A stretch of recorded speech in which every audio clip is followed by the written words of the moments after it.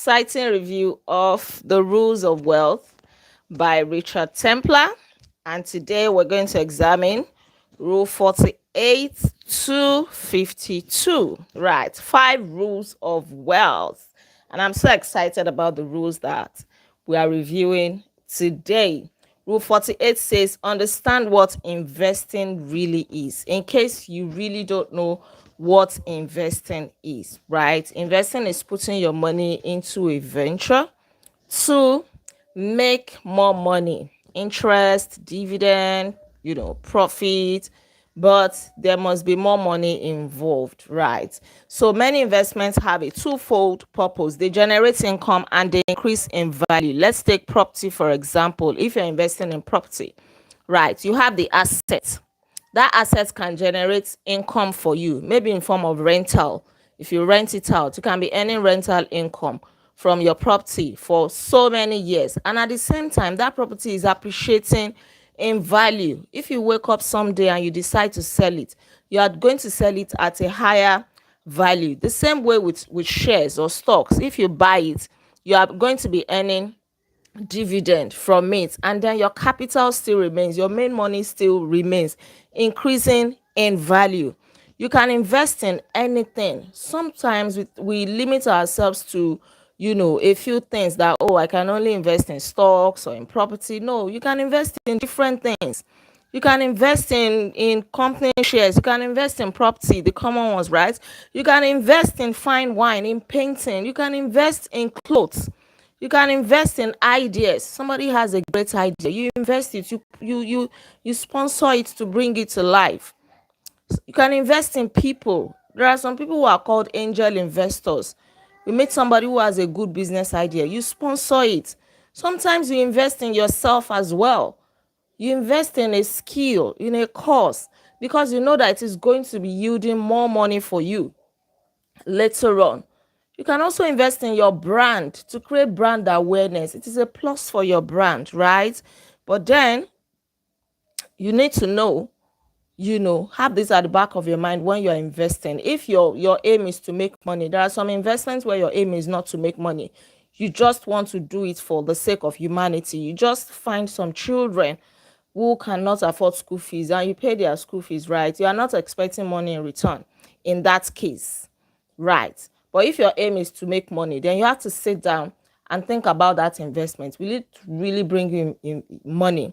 So many investments have risks involved. So you calculate the risk. If it is something you want to still go ahead with, you do it. Hello. All right. Yes, charity. There's charity as well. Different things that you can invest in, and your aim is what matters. Why are you investing? So if you are investing in something to get money and you are losing money instead, then you need to rethink your investment or your investment strategy. You cannot invest blindly. You have to review your investment from time to time, right? And some investments will bring you short-term gains, some will bring you long-term gains. If you cannot wait, then you may not really get the best of many investments. You have to be patient.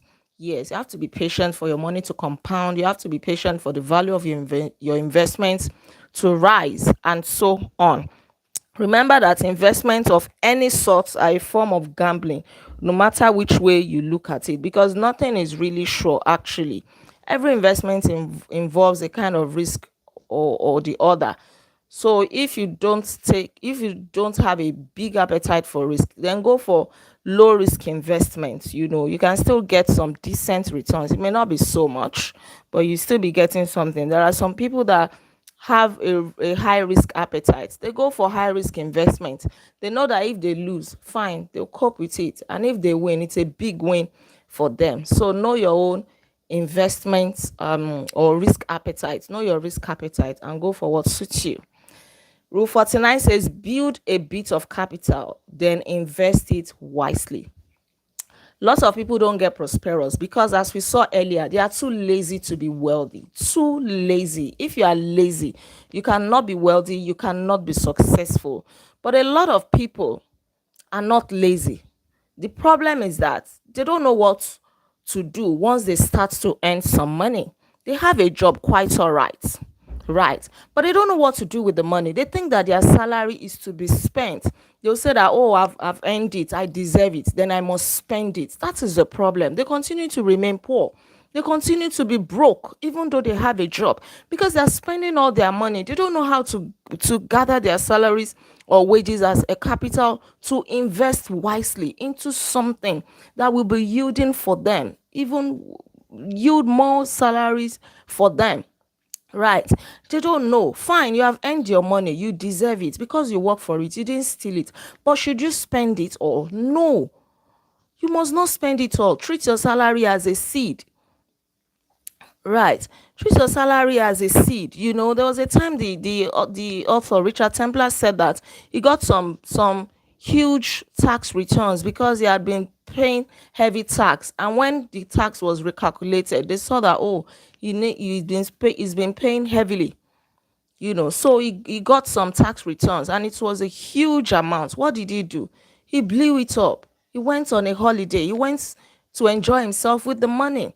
If he knew better, he wouldn't have done that. That is the difference between the rich and, I don't want to say the poor, the not so rich, right? Because some people are not poor, but they are just getting by.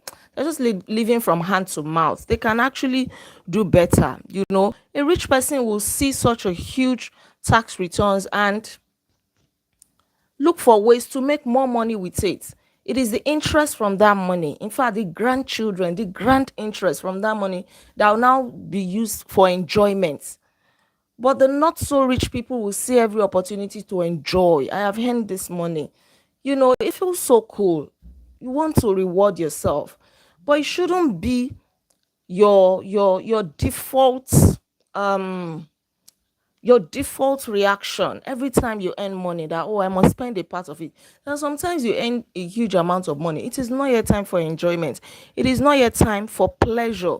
Subscribe to delayed gratification. Once you have a lump sum of money, maybe from your salary, of course you should be putting away something every month or every week. Once you have something substantial, then think of a good investment to put your money into.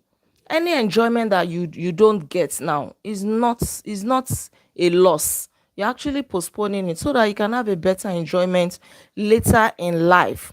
You know, you're only saving up, you're only making sacrifices for a better future. Wealth happens slowly over a period of time. When you turn surplus cash into something that will work for you, that is how you build wealth. It is not going to happen overnight, but the daily choices you make, the decisions you make, your spending habits, you know, when you get your hand on a lump sum of money every week of your life, because some people may be like, oh, I don't have a lump sum of money. You do. Your salary is a lump sum of money. The wages that you earn are lump sums of money. But you can choose what to do with it. You spend it on food, you spend it on transportation, you spend it on entertainment, you spend it on school fees, you spend it on different things. Now, make investing one of the things that you have to spend money on. Make your savings one of those things. Do you understand? Don't treat savings as a random thing, as something that must be done when it is convenient. It must be part of your expenses, part of to do. Right. That's what we're talking about. And if you treat it like that, you pay yourself first, like the richest man in Babylon advised. Pay yourself first. After 6 months, 1 year, how much have you gathered? And of course, as you're keeping it aside, make sure that it is already earning little interest. Put it in a savings account where it can yield interest, not a bank account where you be paying charges, you know, where it can yield at least some interest. Then when you have that lump sum, invest it wisely. Wisely. Right. No one will put anything into an empty heart. Start with something, no matter how small. Rule 50 says, understand that property in the long run will not outpace shares. There's usually this debate. Should I invest in property? Should I do shares? And, you know, yeah, it depends on you. It depends on you. Both of them are good. Right.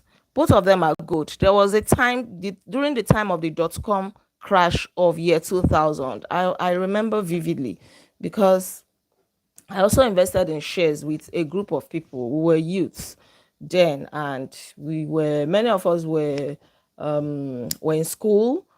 Some were fresh graduates, and we wanted to start taking our financial lives seriously. So we pull money together, we invest in shares, and I remember that the shares really, really crashed. And it was more like a global thing then. So the dot-com crash of 2000, shares crashed. Many people lost a lot of money. So for those people, they'll see shares as a bad idea. And because of that experience, a lot of people started um, investing in property. Property started booming. People were buying houses and they were earning rental income. So the property business was really booming. It boomed to the point that supply outweighed demand. Now there were more houses than more people willing to rent. So for those people again, they started losing. Imagine buying a house thinking that you'd be able to rent it out, but no tenants, nobody to rent it. So people were losing money again, apart from the people who had delved into the business early. Sometimes people who get early into a kind of business or investment usually make a lot of money. Sometimes, maybe not all the time, right? So you may want to weigh your options, maybe depending on your country. You may want to examine the company you are investing in. Some companies will do well with time. For shares, you have to be patient. For you to enjoy it, you may have to leave your money there for a long time. For property, you may start enjoying the dividend or the interest or the returns almost immediately. You buy a house, you rent it out, you start receiving something.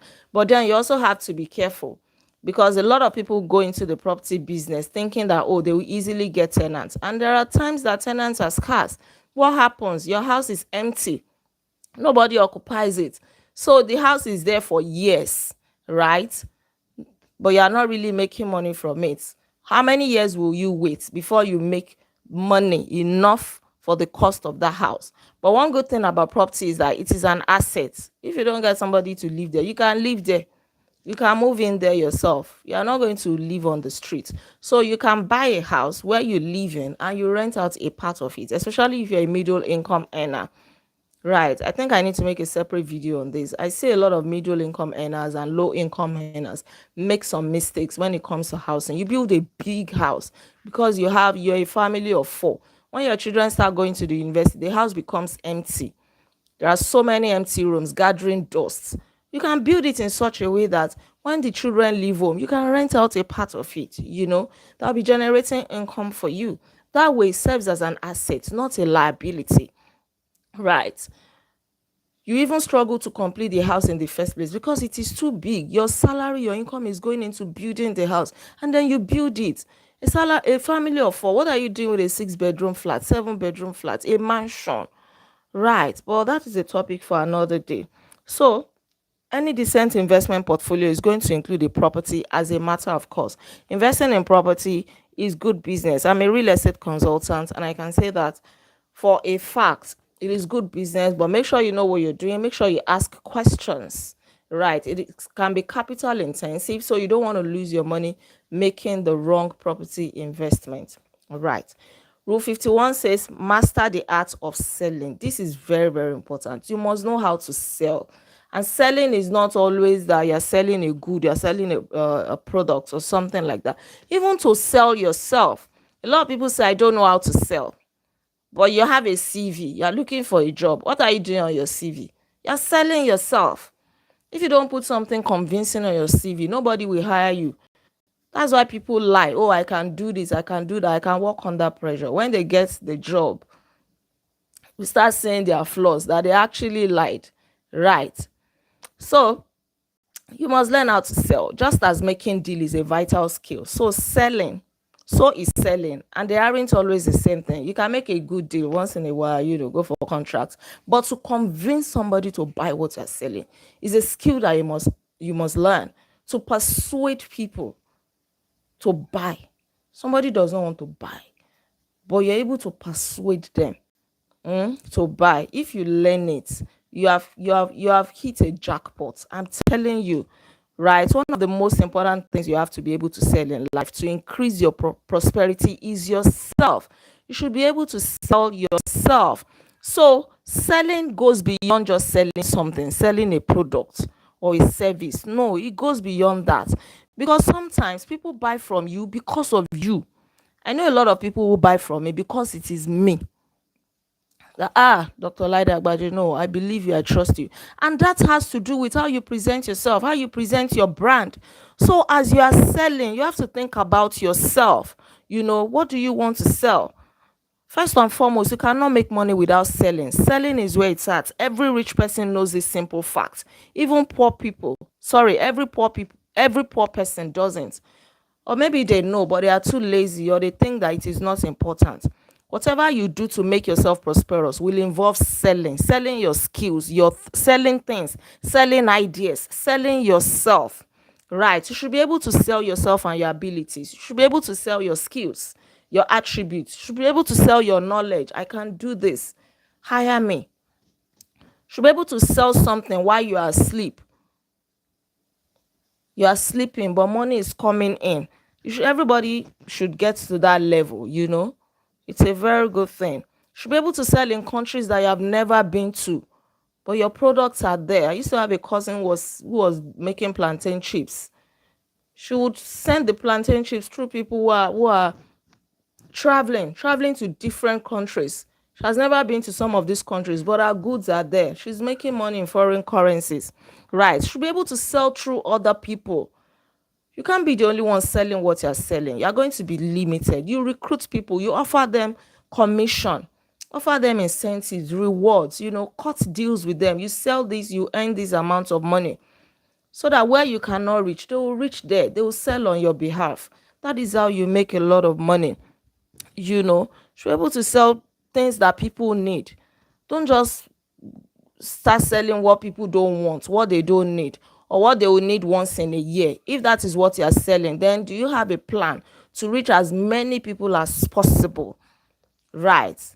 Or you want to consider fast moving consumer goods. People must need this item in their household, so you are selling it, you are making fast money, cool money. There is always inflow, so consider it. And as you're selling, consider yourself. I think that was the last one.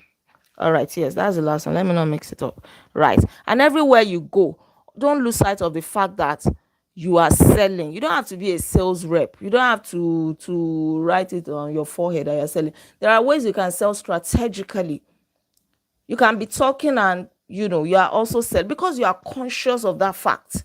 Everywhere you go to, you have your business at the back of your mind. So all conversations will have an undertone of your business. Somehow you find a way to chip it in. You cannot gist for somebody for 1 hour and not even mention your business. It means that you are not serious. Selling is the bedrock upon which every fortune is built. We have already established in this book before now that if you want to be wealthy, you must be selling something. You must be buying and selling, whether directly or indirectly. Most rich people are selling something.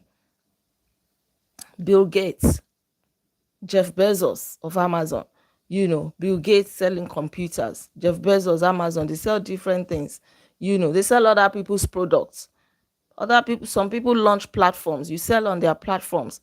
Flutter Waves, they're selling a payment platform, different things. Just think about it. This is the last one for today, Rule 52. See yourself as others do. Now, still talking about selling. If your plan towards wealth means you are going to sell anything, maybe your time, your products, your services, or anything else, you need to be the kind of person people want to buy from. People buy from those they love. People buy from those they trust. So how are you portraying yourself? You are doing real estate, for example. You are selling property worth millions of naira, but you dress anyhow. You wear slippers. People will assess you. They'll be like, you have a huge problem. You are poor. Maybe when they give you money, that money is what you use to take care of your family problem, or you run away with their money. No, you present yourself very well. There are some people who buy a luxury car.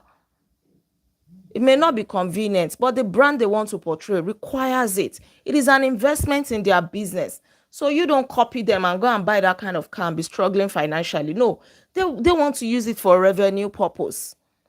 So how are you portraying yourself? People perceive you in a way. Let's not deceive ourselves. They say don't judge a book by its cover, but people will judge you before they can entrust their money into your hands. Right. So would you buy a pension from somebody wearing torn jeans? You would not. Somebody wearing slippers or somebody smelling, right? You want to sell to somebody, but body odor will not even allow them to wait and listen to you. Or mouth odor. As you open your mouth like this, sorry, excuse me, sorry, somebody is calling me. They will find a way of escape, right? So how do people see you? That's one thing you should ask yourself. If you don't know, talk to people who are trusted, maybe your friends or family members. Tell them to give you their honest review. Sometimes they may not want to hurt your feelings, so they will be diplomatic in their responses. Read between the lines. Once they start blabbing and they are finding the right words to express themselves, then you know that they don't want to hurt your feelings. There is something you need to work on, right? So whatever you do, you must be sincere too. Let your personality show forth. If you're a funny person, portray that in your personality, depending on what you're selling, right? If you what your business requires you to be a bit serious or maybe organized, you appear as a structured person, very knowledgeable, you portray yourself as such, depending on the kind of clients that you want to attract. But don't be careless about your brand. You are building a brand and people are watching you. People may not make a buying decision immediately, but they are watching you for a while. And the way you approach them, the way you present them will determine whether they will buy from you and whether they will keep doing business with you. Make sure you show the bit of your own personality that people want to see. There are people who are selling. They just have to learn, to do some things which is not convenient for them, which is out of character for them. But because of the business, they have to learn it. Because that's the kind of personality or attributes people want to see before they can buy from them. It doesn't mean that you be dishonest, but there are some things you do for the sake of your business. If you're a very jovial person, you can crack jokes, you can laugh, you are very rough and or something like that. When it comes to your business, you are meeting high ticket clients. There's a way you have to comport yourself, you know. Even if you want to crack jokes, there's a way you crack jokes with wealthy people and things like that. You will not be cracking jokes that are distasteful to them or jokes that are not relatable to them. There are different aspects to these things, but the essence is that you should see yourself as others do. There is a way people perceive you, especially if you are selling, if you are doing business. They will judge you, they will size you up, you know. And if they feel that they can just people can sense it when you are lying or you are pretending or you are not the kind of person they should buy from, or if they cannot trust you, it becomes a big problem. All right, thank you so much. That'll be all for today's review. Don't forget to like this video, share your comments with me, and please subscribe to this channel in case you're yet to subscribe. I remain Olaide Agbaje, and on this channel I inspire you to live intentionally. I'll come your way again on Monday by God's grace as we review rule 53 to 57. Take care, have a nice weekend, and be intentional. Bye. You're welcome.